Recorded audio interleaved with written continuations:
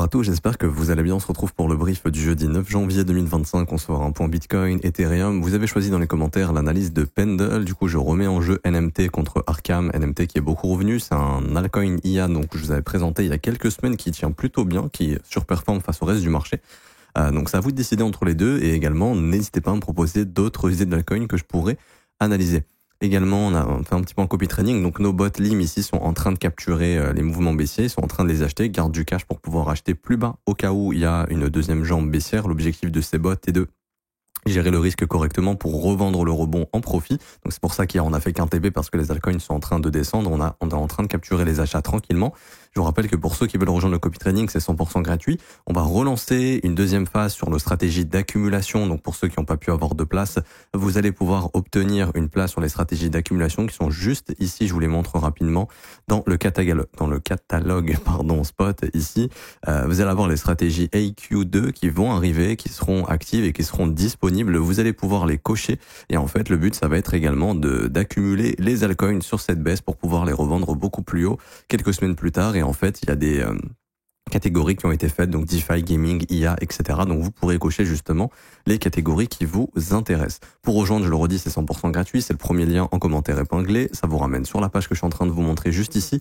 Vous vous inscrivez sur BitGet via notre lien partenaire. Vous remplissez ce petit formulaire ici, prénom, email, identifiant BitGet. Vous cliquez sur ce petit lien. Vous lancez la première vidéo. Il y en a 4 à regarder. C'est le tutoriel et ça vous permettra de configurer le copy trading sur votre compte. Alors, pour revenir sur Bitcoin, comme vous l'avez vu dans le titre, très probablement, je sais pas si je l'aurais mis ou non, mais on a le gouvernement qui a reçu le go du juge pour pouvoir vendre les 69 000 bitcoins qu'ils ont, ce qui fait 6,5 milliards de dollars de ce qu'ils avaient récupéré de l'histoire Silk Road. Ça veut pas dire nécessairement qu'ils vont le faire. Moi, je me souviens, à chaque fois que cette news elle arrive, c'est souvent quand le marché dump et qu'on est pas très loin d'un bottom, ou en tout cas d'un short squeeze. Donc, c'est assez drôle de revoir cette news tomber une fois que le marché est en train de pas mal baisser. Donc là, c'est vraiment sorti récemment, sorti il y a quelques heures. Donc, est-ce qu'ils vont pouvoir vendre? Ça, on verra bien. C'est toujours Biden qui a justement le go ou non. Ça change dans 2 semaines. C'est-à-dire que dans 2 semaines, Biden ne sera plus aux commandes de ce genre de choses et le nouvel admin prendra place et c'est un pro-crypto, donc très probablement qu'il vendra pas. Mais si Biden le veut, il a 2 semaines pour vendre ses bitcoins. Et c'est peut-être ce que est en train de pricer le marché des insiders qui avaient l'information, qui ont l'info que justement le gouvernement va vendre et c'est pour ça qu'eux ils ont vendu avant, ce qui a fait baisser le prix. La news sort maintenant et éventuellement si la vente se fait, ça se fera dans un délai de 2 semaines, 12 jours je crois si je dis pas de bêtises. Donc ça peut se faire sous les 12 jours. Alors nuance parce que le gouvernement américain va pas aller chez Binance, Coinbase, BitGet et vont vendre 6 milliards 500 millions de dollars de Bitcoin comme ça sur le spot.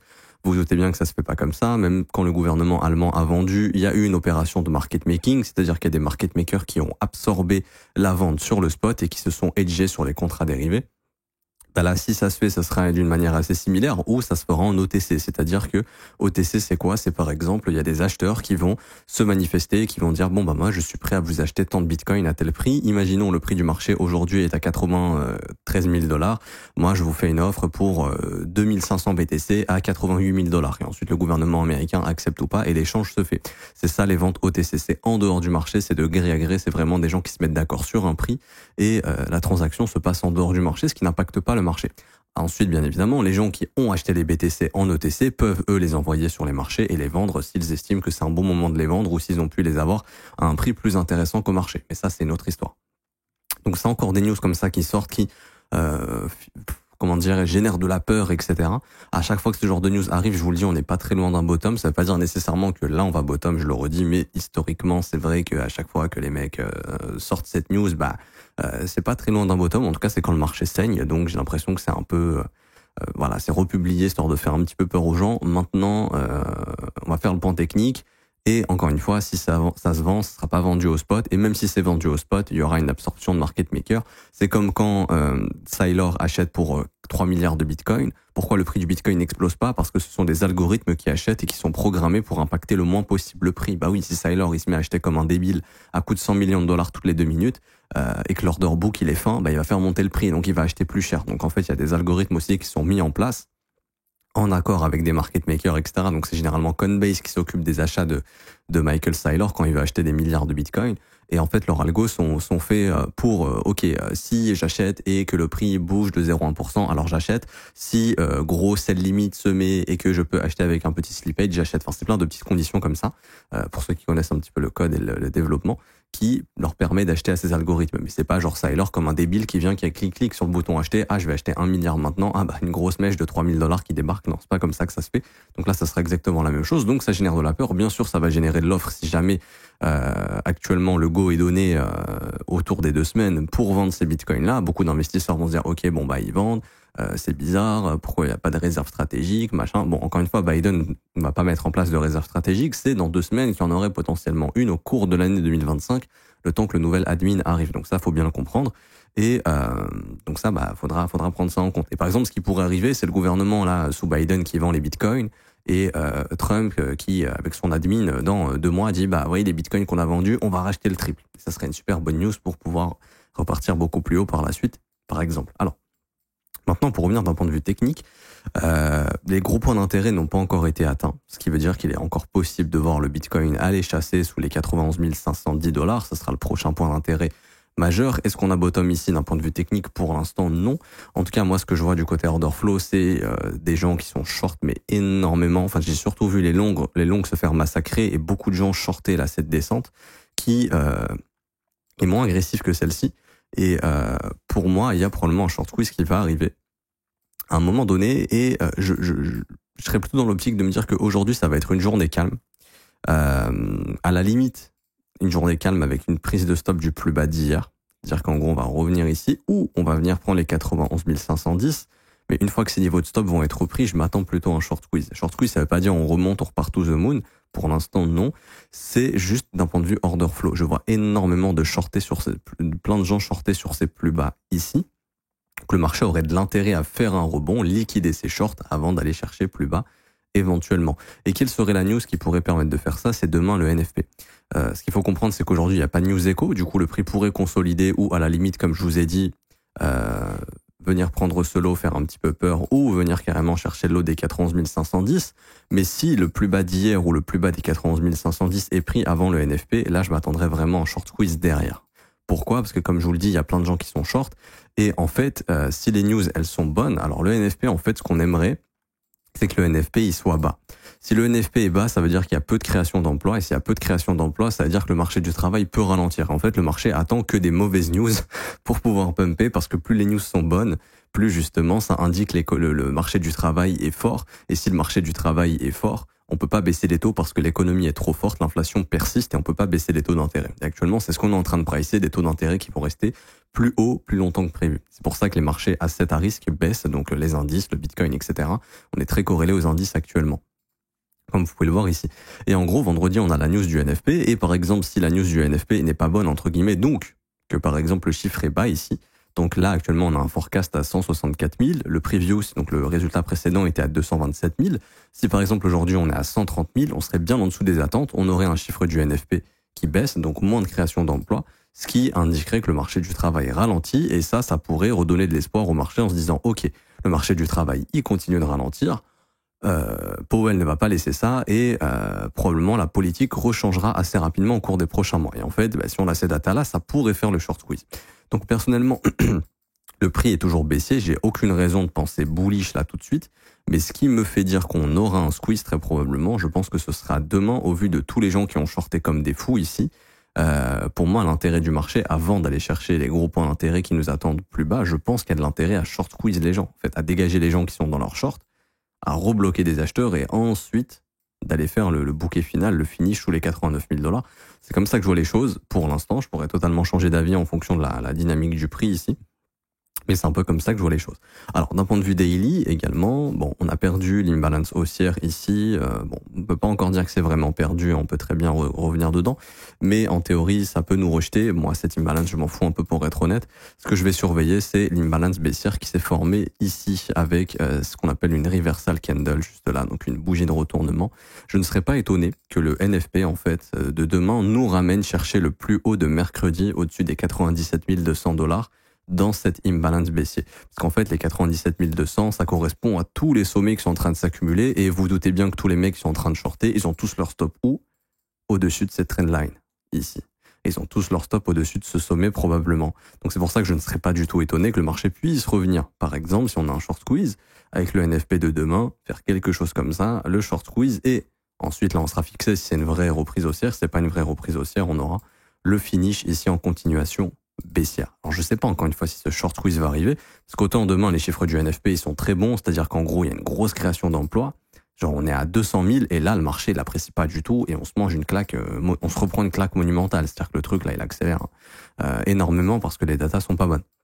Donc ça va vraiment dépendre des datas. Maintenant ce que vous devez retenir, et je vais l'écrire ici, l'analyse, je vais l'écrire oui, technique baissier. Il y a toutes les raisons de penser que l'objectif du Bitcoin là c'est d'aller à 91 510 au cours des prochains jours. Donc 91 510, POI majeur, donc point d'intérêt majeur. Order flow, énormément de short, donc ça favoriserait plutôt un short squeeze avant de baisser, éventuellement, je le mets entre parenthèses parce que on peut pas savoir ce que va faire le marché, bien évidemment, est-ce qu'il y a vraiment de l'intérêt à les liquider ces shorters ou pas. Et pour revenir sur les news, en attente du NFP qui justement pourrait favoriser un short squeeze si les résultats sont pas bons. Quand je dis sont pas bons, c'est soit en dessous des attentes, ce qui indiquerait que le marché du travail ralentit et que ce serait positif pour avoir une baisse des taux plutôt que prévu, chose que le marché price pas pour le moment. Par contre, si les résultats sont très bons, bah là, ouais, ça pourrait nous faire accélérer à la baisse. Donc, il va falloir attendre demain les chiffres du NFP. Maintenant, voilà, comme je dis, l'analyse technique, elle est baissière. On devrait, enfin, il n'y a pas, on devrait, mais en théorie, l'objectif majeur, ce serait au moins les 91 510.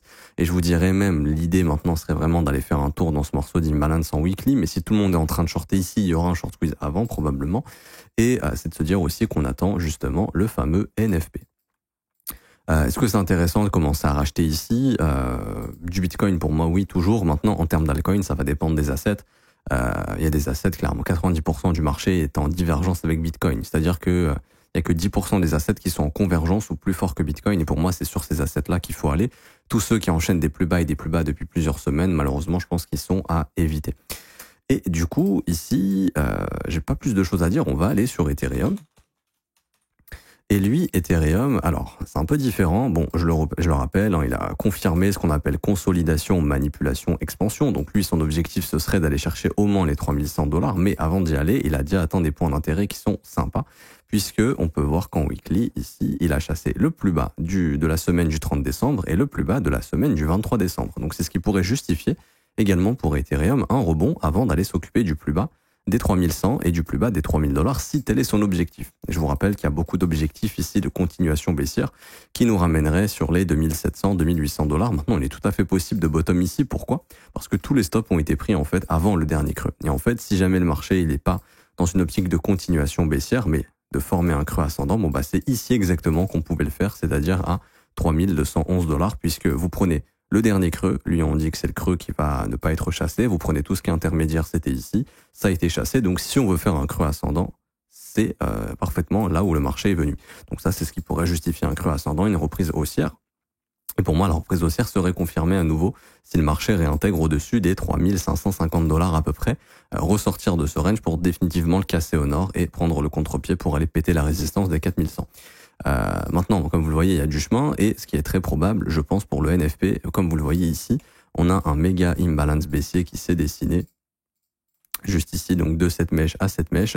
Et en gros, je serais pas du tout étonné que demain, par exemple, le prix vienne s'occuper. Ça on peut supprimer, on s'en fout. Je serais pas étonné que le prix vienne s'occuper de cette imbalance baissier avec le NFP de vendredi. C'est-à-dire que en gros, on revienne rebondir au moins au-dessus des 3400 et qu'on revienne bosser cette imbalance baissier ici. Et dans l'idée serait de se dire que ce qui est probable, c'est de venir bosser l'imbalance baissier et de faire une continuation baissière pour aller chercher sous les 3100 et les $3000 et se diriger vers les objectifs des $2700. Maintenant, en horaire également, on peut regarder ce qu'indique le prix aussi. Depuis la prise des stops, ici, voyez, on avait noté cette prise de stop, on a eu la mèche et le rebond. Alors, il n'y a pas encore d'inversion dans le comportement du prix. Ce qui serait un premier signal, ça serait de casser le dernier sommet descendant, éventuellement, ce qui n'est pas encore le cas. Et même si on le casse, éventuellement, faudrait faire attention, parce que l'objectif du prix pourrait juste être de faire ça avant de continuer de chuter comme ça. Voilà. Donc, si on casse ce sommet descendant, ça pourrait être le début d'une dynamique haussière, éventuellement. Mais au vu de l'imbalance daily qu'on a contre nous, malheureusement, je pense que même si on fait ça, ce serait plus pour faire quelque chose comme ça derrière. Encore une fois, ça va dépendre du NFP. Ok, ça dépendra beaucoup du NFP. Si demain les chiffres sont pas bons, là, on pourrait vraiment avoir le short squeeze. majoritairement sur Bitcoin, on verra si Ethereum suit. Des points d'intérêt intéressants ont été atteints. Est-ce que c'est intéressant de shorter ici? C'est pas forcément les meilleurs points d'entrée en short. Encore une fois, c'était dans ces zones qu'on avait identifiées. Là, c'est un peu tard pour shorter. L'idée, c'est plutôt de se dire, OK, je mets des petits buy limits pour pouvoir acheter tranquillement en spot sur les points d'intérêt. Donc là, par exemple, ici, ensuite ici, donc 3016, 3100. Éventuellement même, pourquoi pas, les 2772, c'est un bon point d'intérêt. Le but, voilà, c'est de capturer l'achat sur cette baisse en spot, sans levier, parce que si vous mettez du levier, vous pouvez quand même vous faire liquider, faites pas les cons. Je le redis sans cesse. Le spot s'essaye, vous êtes tranquille, alors que le levier pourrait à tout moment vous faire défoncer. Et ici en H4, ouais, même ici, on a ce gros imbalance qui pourrait être retravaillé au cas où vendredi, on a un petit short squeeze. Voilà, hop, le petit truc comme ça, avant de continuer pour aller chercher définitivement les 3100 et les 3016 $, qui sont les deux points d'intérêt majeurs d'Ethereum sur cette chute. Qu'on pourrait essayer d'aller chercher, encore une fois, si le bottom n'a pas été formé ici. Ouais, j'ai pas plus de choses à dire. Donc dans l'idée technique baissier, order flow, j'ai pas analysé l'order flow sur Ethereum, mais je pense qu'il y a aussi beaucoup de gens qui ont shorté. Maintenant, c'est plutôt Bitcoin qui m'intéresse, c'est lui qui donne les directions du marché. Et en termes de points d'intérêt, alors Bitcoin n'a pas atteint de points d'intérêt importants, donc c'est pour ça que ça m'invite à penser qu'on ira sous 91 510 et sous 89 000 $ au cours des prochains jours, mais qu'avant on pourrait avoir un short squeeze d'un point de vue order flow et d'un point de vue NFP vendredi si les résultats sont pas bons. Et Ethereum suivra ce que fera Bitcoin. Et donc si Ethereum fait un short squeeze, si Bitcoin fait un short squeeze, je pense qu'Ethereum viendra chercher cet imbalance baissier pour faire une continuation baissière éventuellement. Ok.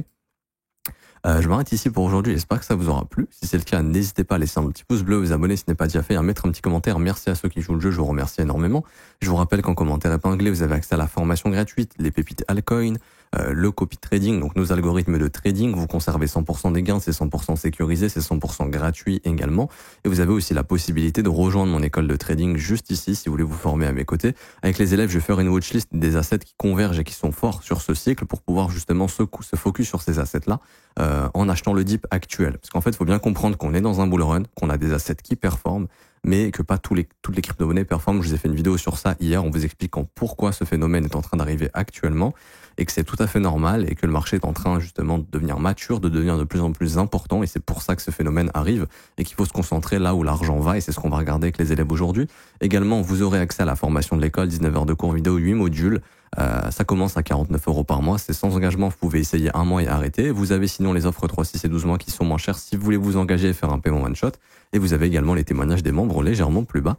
Ici, dans tous les cas, vous êtes les bienvenus. Je m'arrête ici. Bonne journée à tous. On se retrouve tout à l'heure pour l'analyse de Pendle. Je crois que vous avez choisi. Ouais. Pour l'analyse de Pendle. À tout à l'heure. Ciao, ciao.